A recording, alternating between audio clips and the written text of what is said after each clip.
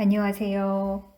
나의 베스트 버전이 되는 여정을 함께 배우고 공유하기 위한 채널 책 속을 루비다의 루비다입니다.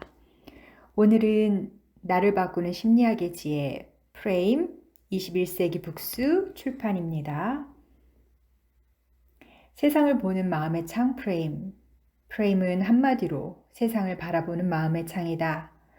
어떤 문제를 바라보는 관점, 세상을 향한 마인드셋, 세상에 대한 은유, 사람들에 대한 고정관념 등이 모두 프레임의 범주에 포함되는 말이다. 마음을 비춰보는 창으로서의 프레임은 특정한 방향으로 세상을 보도록 이끄는 조력자 역할을 하지만 동시에 우리가 보는 세상을 제한하는 검열관의 역할도 한다. 2006년 여름 내시경 검사를 받기 위해 전날 저녁부터 당일 오전까지 금식을 한 적이 있다. 말이 금식이지 내시경 검사를 위해 약을 먹고 화장실을 수시로 들락거려야 하는 아주 불편한 절차였다. 밤새 화장실을 수십 번이나 들락거린 나는 거의 탈진 상태로 소파에 누운 채 할 일 없이 여기저기 TV 채널을 돌려댔다. 그러다가 정말로 재미있는 사실 하나를 발견하게 되었다. 우리나라 드라마에 먹는 장면이 너무 많이 나온다는 점이다. 그렇지 않아도 배가 고파 기진맥진한 상태에서 먹는 장면은 그야말로 고문이었다. 설상가상으로 그날 밤에 봤던 드라마에서는 한식, 중식, 일식, 양식을 먹는 장면이 한 번씩 다 등장하는 것이었다. 먹고 싶은 유혹을 참고 겨우 눈을 붙인 나는 검사 당일 아침 병원으로 가는 길목에서 또 한 번 놀랄 수밖에 없었다. 도대체 우리나라 길거리에는 왜 그렇게 식당이 많은 것일까? 정말로 하루 사이에 식당이 그렇게 늘어난 것일까? 물론 아니다. 하루아침에 식당이 늘어선 것도 유독 그날 그 드라마에서만 식사 장면이 많이 나온 것도 아니었다. 사실은 내가 배가 고팠기 때문에 세상을 온통 음식 프레임으로 바라보고 있었던 것이다. 그래서 전에는 무심하게 지나쳤던 드라마 속의 식사 장면과 거리 음식점들이 강렬하게 내 눈에 들어온 것이다. 세상은 어제와 다름없었지만 세상을 보는 내 프레임이 변한 것이다. 그럼에도 불구하고 나는 세상이 변한 것처럼 착각했다. 변한 건 자신임에도 세상이 변했다고 착각하는 현상은 비단 나만의 경험은 아닌 듯했다. 미국 코넬 대학교 심리학과 연구팀은 본교 32명의 여대생을 대상으로 미국의 식품산업 전반에 대한 의견 조사를 실시했다. TV에 등장하는 음식 광고가 10년 전에 비해 줄었는지 아니면 늘었는지에 관한 것을 비롯하여 여러 가지 질문을 던졌다. 모든 조사가 끝난 후 설문에 참가한 여대생들에게 다이어트 여부에 대한 추가 질문을 했다. 식사량에 신경을 쓰고 있는지, 지방이 많은 음식은 피하려고 노력하고 있는지 등에 대한 질문이었다. 최종 자료를 분석한 결과 현재 다이어트에 신경 쓰고 있는 여대생들이 그렇지 않은 여대생보다 TV의 식품 광고가 더 늘었다고 보고했다. 이들은 서로 다른 TV 프로그램을 봤기 때문일까? 물론 그렇지 않다. 이유는 간단하다. 다이어트를 하는 여대생들도 내시경 준비를 하던 때에 나와 마찬가지로 음식 프레임으로 세상을 보고 있었기 때문이다.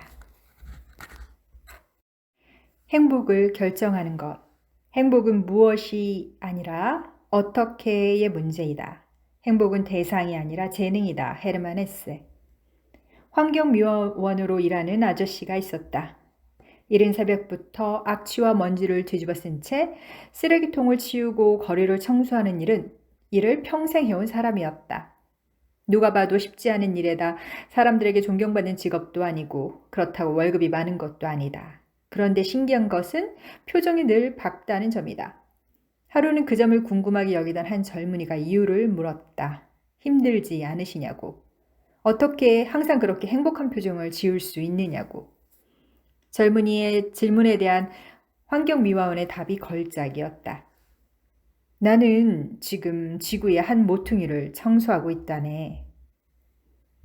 이것이 바로 행복한 사람이 갖고 있는 프레임이다. 이 환경미화원 아저씨는 자신의 일을 돈벌이나 거리 청소가 아니라 지구를 청소하는 일로 프레임하고 있었던 것이다. 지구를 청소하고 있다는 프레임은 단순한 돈벌이나 거리 청소의 프레임보다는 훨씬 상위 수준이고 의미 중심의 프레임이다. 행복한 사람은 바로 이런 의미 중심의 프레임으로 세상을 바라본다. 내가 헛되이 보낸 오늘은 어제 죽은 이가 그토록 간절히 원했던 내일이다. 다시는 사랑하지 못할 것처럼 사랑하라. 늘 마지막 만나는 것처럼 사람을 대하라. 가슴을 벅차게 하는 말들이다. 이런 말들은 우리로 하여금 세상을 다시 보게 만들고 이제까지 단 한 번도 경험하지 못했던 새로운 방식으로 주어진 시간과 사람들을 대하게 한다. 이렇게 의미 중심의 프레임으로 세상을 보는 사람들이 그냥 하루하루 대충 사는 거지 뭐 라고 말하는 사람보다 더 의미 있고 행복한 삶을 산다는 건 자명한 일이다. 그런데 보통 사람들이 자연스럽게 갖기 쉬운 프레임은 대개 하위 수준이다. 당장 먹고 살아야 하기 때문에 귀찮아서 남들도 다 안 하는데 뭘 등과 같은 생각은 하위 수준 프레임의 전형이다. 그렇다면 상위 수준과 하위 수준 프레임을 나누는 결정적인 차이는 뭘까? 바로 상위 프레임에서는 why를 묻지만 하위 프레임에서는 how를 묻는다는 점이다. 소유와 존재의 차이. 책상 하나와 의자 하나, 과일 한 접시, 그리고 바이올린. 사람이 행복해지기 위해 이 외에 무엇이 더 필요할까? 알버트 아인슈타인. 가장 영향력 있는 20세기 사상가 중 한 사람인 에리히 프롬은 그에 져서 소유냐 존재냐에서 산업화로 인한 물질적 풍요가 가져오는 폐해를 지적하고 소유의 삶에서 존재의 삶으로 옮겨갈 것을 강조하고 있다. 그런데 일상에서 소유의 프레임과 존재의 프레임이 가장 빈번하게 대비를 이루는 분야는 소비의 영역이다. 같은 물건을 사면서도 존재 프레임을 갖고 구매하는 사람은 그 물건을 통해 맛보게 될 새로운 경험에 주목한다. 그러나 소유 프레임을 갖고 구매하는 사람은 소유 자체에 초점을 맞춘다. 가령 책상과 의자를 구입하는 경우 소유의 프레임을 가진 사람은 단순히 가구를 장만하는 것으로 간주하고 남들보다 더 좋은 가구를 소유하려고 한다. 그러나 존재의 프레임을 갖고 있는 사람은 그 책상과 의자를 통해 경험하게 될 지적인 세계를 기대한다. 그곳에서 읽을 책과 써내려갈 일기를 상상하는 것이다.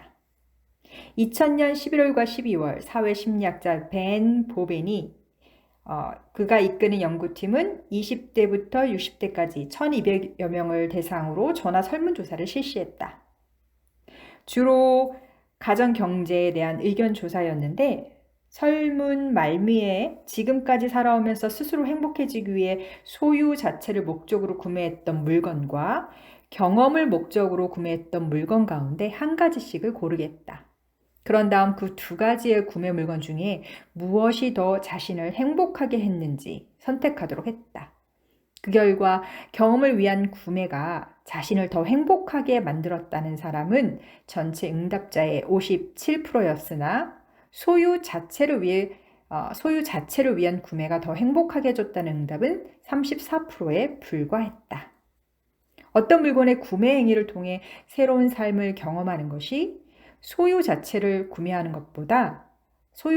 위해 구매하는 것보다 많은 사람들에게 더 큰 행복감을 안겨준다는 점을 보여주는 결과이다. 이 설문조사를 수행한 심리학자들의 지적에 따르면 경험을 위해 구매한 물건은 대부분 사람들과의 관계 속에서 사용되는 것들이다. 누군가와 함께 콘서트를 관람하고 여행을 가는 것, 설사 혼자 관람하더라도 연주자들의 탁월한 연주 솜씨에 감동하면서 그들과 정서적으로 하나가 되는 것, 이처럼 뭔가 함께 나눌 수 있는 관계의 경험들이 사람들에게 진정한 행복을 가져다 준다. 따라서 현명한 소비자는 가급적 소유의 프레임을 피하고 존재의 프레임을 가지려고 노력한다. 에리 프롬의 충고처럼 소유의 프레임보다 존재의 프레임이 삶의 질에 더 중요하기 때문이다. 비교 프레임의 함정. 네덜란드의 심리학자 디데릭 스테이프리큰 이끄는 연구팀이 수행한 한 실험을 소개한다. 두 그룹의 대학생들을 컴퓨터 앞에 앉게 하고 컴퓨터 모니터의 정중앙을 집중해서 보도록 했다. 화면의 어느 한 위치에서 뭔가가 빠르게 나타날 것이라고 알려주고 그것이 왼쪽에서 나타나면 Q 자판을, 오른쪽에서 나타나면 P 자판을 누르도록 지시하였다. 그것이 무엇인지에 대해서는 전혀 알려주지 않았다. 절반의 학생들에게 실제로 나타난 것은 아인슈타인 사진이었고 다른 절반의 학생들에게 나타난 것은 광대 사진이었다. 이 실험의 묘미는 학생들에게 사진을 0.11초 동안만 보여주었기 때문에 학생들로서는 무엇이 잠깐 지나갔다는 정도만 느낄 뿐 그것이 정확히 무엇인지는 판단할 수 없다는 데 있다. 연구팀은 이 실험을 반복적으로 실시한 후 학생들 스스로 자신이 얼마나 똑똑하다고 생각하는지를 7점 만점으로 평가하게 했다. 과연 어떤 결과가 나왔을까?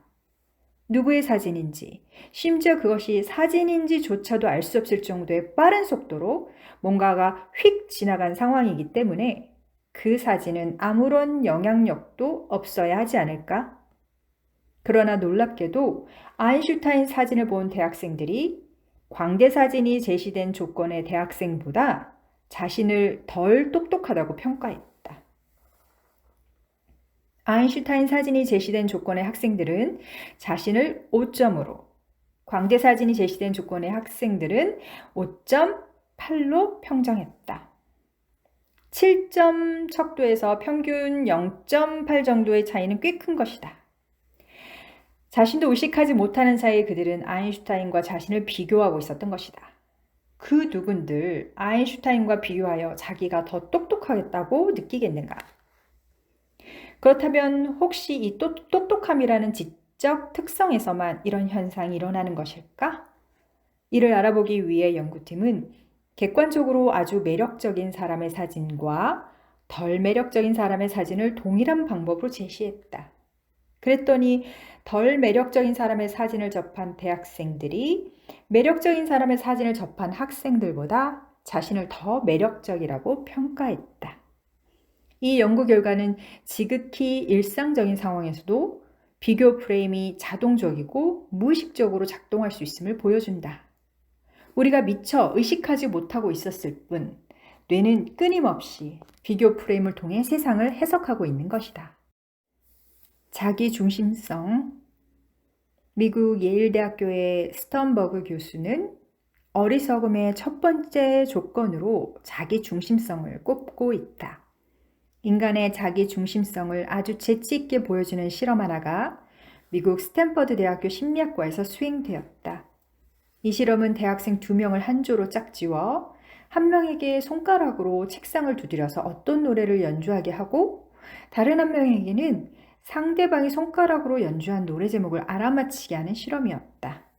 이때 손가락을 두드려 연주하는 사람은 상대방에게 공명을 알려줄 수 없고 입으로 흥얼거릴 수도 없다. 오로지 손가락 연주만으로 노래가락을 표현하게 했다. 노래가락 연주가 끝나면 청중격인 참여자는 연주자가 연주한 노래 제목을 추측해서 적고 연주자는 자신이 연주한 노래 제목을 청중인 상대방이 알아맞힐 확률을 추측해서 적게 했다. 이런 식으로 여러 곡을 반복해서 테스트를 했다. 연주자의 기대치와 청중의 정확도는 얼마나 맞아떨어질까? 자료를 분석한 결과 연주자들은 청중이 자신의 손가락 연주를 듣고 노래 제목을 알아맞힐 확률이 최소한 50%는 될 것으로 예상했다. 그러나 청중이 제목을 알아맞힌 비율은 겨우 2.5%뿐. 실제로 청중이 알아들은 비율은 25%도 아닌 2.5%에 불과했다. 정말로 터무니없는 결과 아닌가? 연주자의 손가락 연주가 잘못된 것일까? 자기라는 프레임에 갇힌 우리는 우리의 의사 전달이 항상 정확하고 객관적이라고 믿는다. 그러나 우리가 전달한 말과 메모, 문자 메시지와 이메일은 오직 우리 자신의 프레임 속에서만 자명한 것일 뿐 다른 사람의 프레임으로 보자면 지극히 애매하고 모호하다고 여겨지기 마련이다. 이러한 의사불통으로 인해 생겨나는 오해와 갈등에 대해 사람들은 서로 상대방의 무감각과 무능력, 배려 없음을 탓한다.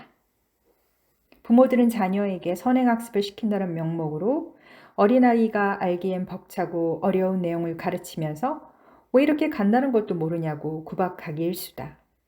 그 개념들이 어른들에게나 간단하다는 사실을 망각하면서 말이다. 남녀 관계도 마찬가지다. 몇 시간째 토라져 있는 여자친구에게 위로는커녕 장난친 거 가지고 왜 그리 속 좁게 구냐며 되레 화를 내는 남자친구는 자신의 행동이 자신에게만 장난으로 해석된다는 점을 모르고 있다는 것이다. 이미지 투사. 사람들은 누구나 자기 중심적인 프레임을 갖고 있기 때문에 자신의 이미지를 타인에게 투사하는 버릇이 있다.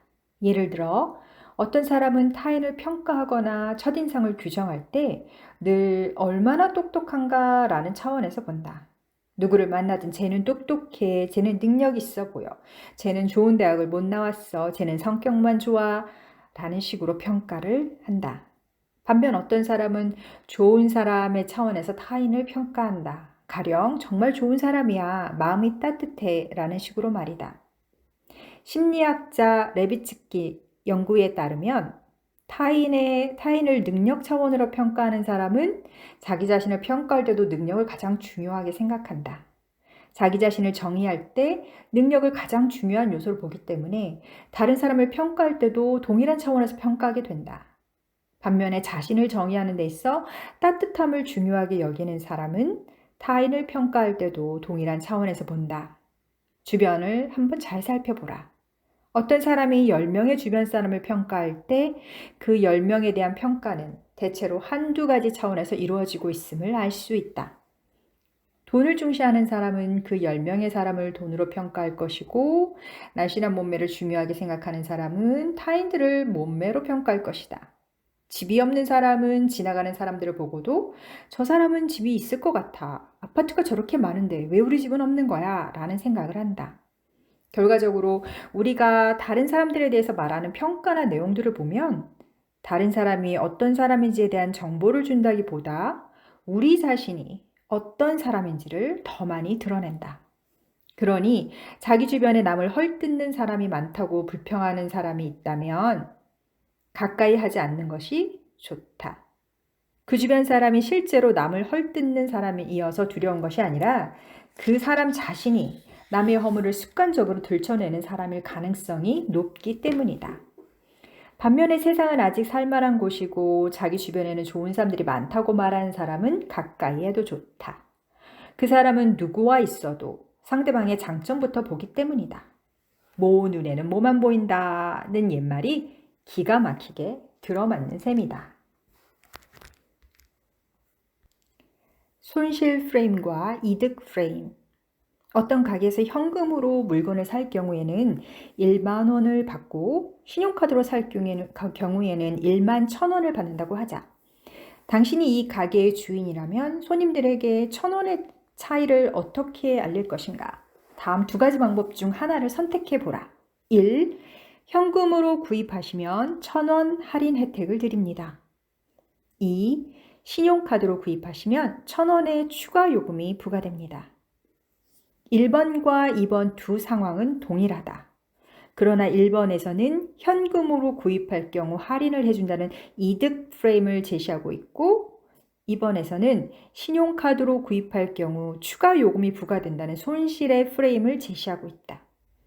완벽하게 합리적인 사람이라면 두 경우가 같은 상황이기 때문에 동일한 선택을 할 것이라고 예상할 수 있지만 대부분의 사람들은 1번의 경우보다 2번의 경우에 현금 구입을 더 많이 선택한다. 그 이유는 동일한 양의 이득으로 돌아오는 만족보다는 동일한 양의 손실이 주는 심리적 충격이 더 크기 때문이다. 카네만 교수의 연구에 따르면 손실은 이득보다 2.5배 정도 더 큰 영향력을 갖는다고 한다. 이를 심리학에서는 손실 혐오라고 한다. 따라서 현금으로 구입한 1,000원 이득이 주는 기쁨보다 신용카드 이용으로 인한 천원 손실이 더 크게 다가오기 때문에 사람들은 후자의 상황을 더 피하고자 하는 것이다. 프레임을 바꾸면 인생이 바뀐다. 나는 가끔 심리학자로서 사람들에게 들려주고 싶은 메시지를 단 하나만 고른다면 무엇을 선택하겠는가? 라는 질문을 스스로에게 던지곤 한다. 심리학자로서 일종의 18번을 묻는 것이다. 그때마다 나는 망설임 없이 프레임을 선택한다. 프레임이야말로 우리 마음에 깔린 기본 원리이면서 동시에 행복과 불행, 합리와 비합리, 성공과 실패, 그리고 사람들 사이의 상생과 갈등을 결정하는 가장 중요한 요인이라고 믿어왔기 때문이다. 프레임을 이해하는 것은 일종의 마음 설명서를 이해하는 것과 같다. 자신의 한계를 깨달았을 때 경험하는 절대 겸손, 자기 중심적 프레임을 깨고 나오는 용기, 과거에 대한 오해와 미래에 대한 무지를 인정하는 지혜, 그리고 돈에 대한 잘못된 심리로부터의 기분 좋은 해방. 이 책을 통해 독자들의 마음속에 꾹꾹 채워주고 싶었던 지혜의 요소들이다. 세상을 바라보는 우리들 개개인의 마음의 창을 점검하고 새로운 창을 갖추는 것은 삶이 우리에게 허용한 가장 큰 축복이자 의무다. 나는 이 책에서 소개한 내용들이 독자들의 프레임을 리프레임하는 새로운 계기가 되기를 바라면서 영국의 극작가 톰 스토포드의 말로써 이 책을 마치려고 한다. 모든 출구는 어디론가 들어가는 입구이다.